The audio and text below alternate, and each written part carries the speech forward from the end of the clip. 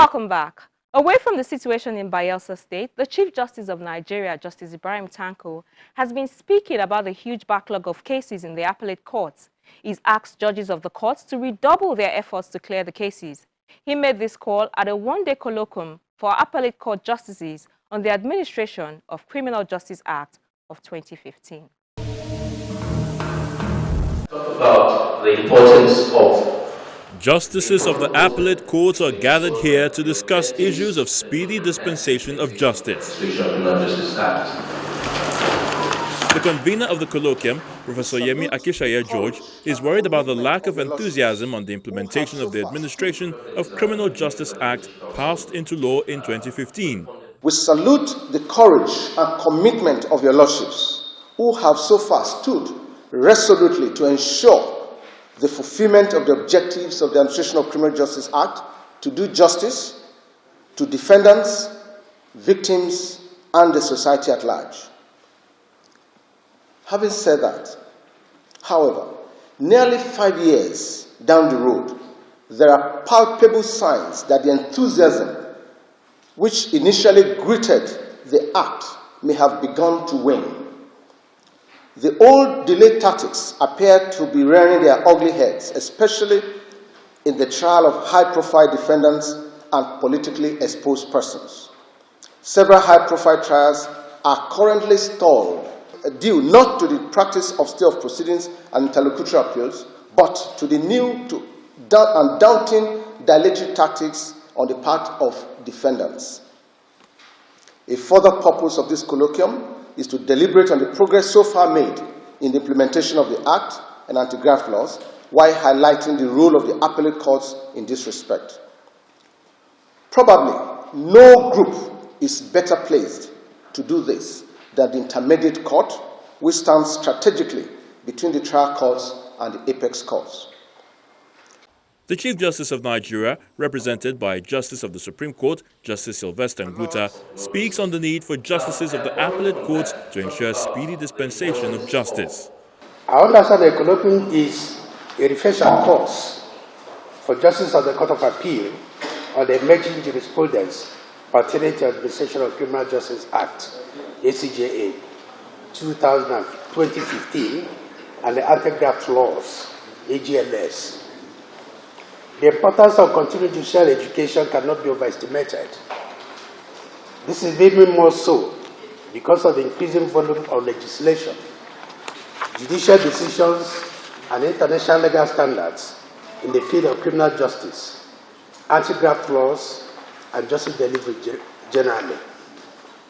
Therefore, the collaboration of the Center for Social Legal Studies, the Court of Appeal, and National Judicial Institute, which are giving rise to this narrow colloquium, is commendable.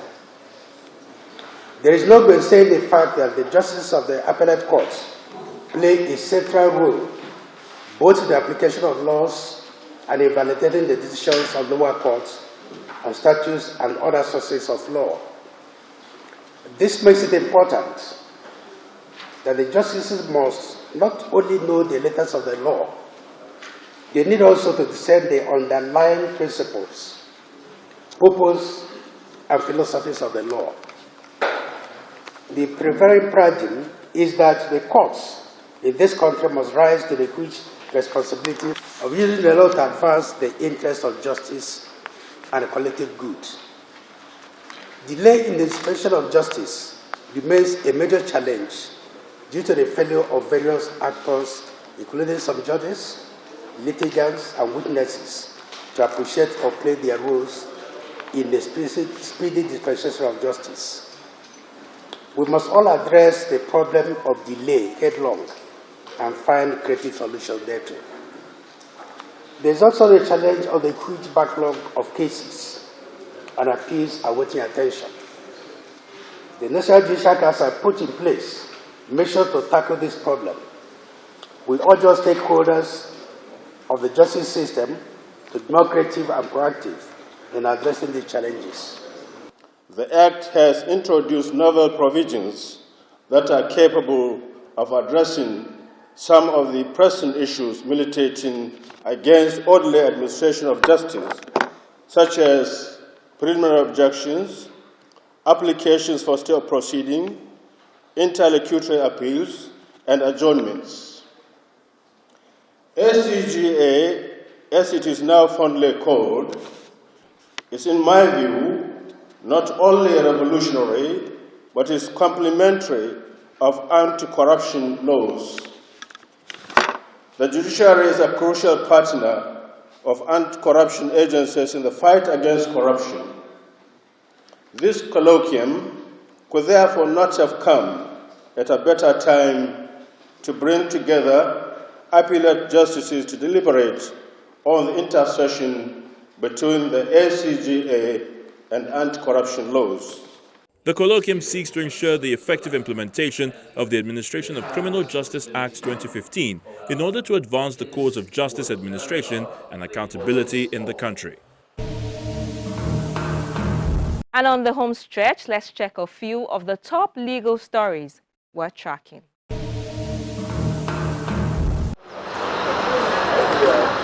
We'll begin with the report that the prosecution in the trial of Sahara Reporters, publisher and convener of Revolution Now protest, Omoyele Sowore, and his co-defendant, Olawale Bakare, has paid a 200,000 naira fine awarded against it by the Federal High Court sitting in Abuja.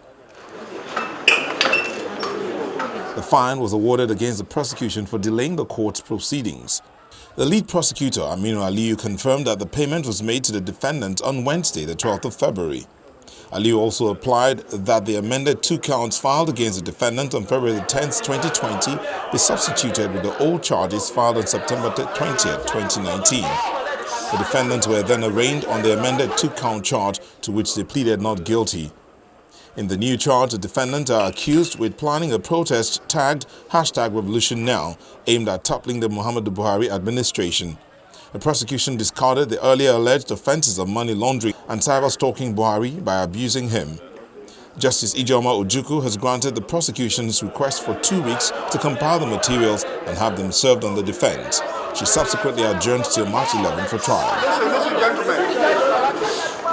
Another Federal High Court in Abuja has granted bail to a former Attorney General of the Federation and Minister of Justice, Mohammed Ajoke, on the same terms and conditions earlier granted by Justice Idris Kutigi of the FCT High Court, Gwagwalada.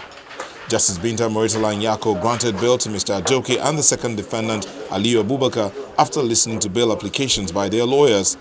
Justice Idris Kutigi had on the 30th of January 2020 granted bail to Mr. Ajoke and his co-defendant in the sum of 50 million naira and 1 surety in like sum. The judge also ordered the 2 defendants to provide 1 surety each who must be a resident in Abuja and own landed property within the Federal Capital Territory. The defendants are facing a 7-count charge of money laundering in relation to the Malibu oil scam. They have, however, pleaded not guilty to the 7-count charge. The court has fixed April the 1st and 2nd for the commencement of trial. Still in Abuja, a Federal Capital Territory High Court has ordered the remand of 5 suspects arrested in connection with the failed robbery attack on a commercial bank in Abuja. Justice Ajoke Adekwoju ordered that the suspects be remanded at the Kuje Correctional Center after their arraignment. The suspects were arraigned by the FCT Police Command 7 weeks after they were said to have stormed the bank located at Mpape, a satellite town in the nation's capital, on December the 28th, 2019. And we round off with the report that the chairman of the Economic and Financial Crimes Commission, Ibrahim Magu, has led officials of the commission and members of the National Youth Service Corps on a walk across major streets of the Federal Capital Territory to educate Nigerians on the impacts of corruption on the nation's socio-economic development.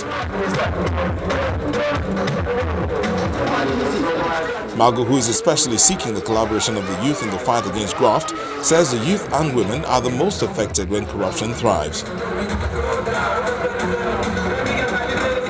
The Minister of Youth and Sport, Sunday Dari, the Minister of Women Affairs, Mrs. Pauline Talon, and other cabinet members also joined the walk. The EFCC offices across the country also staged similar walks.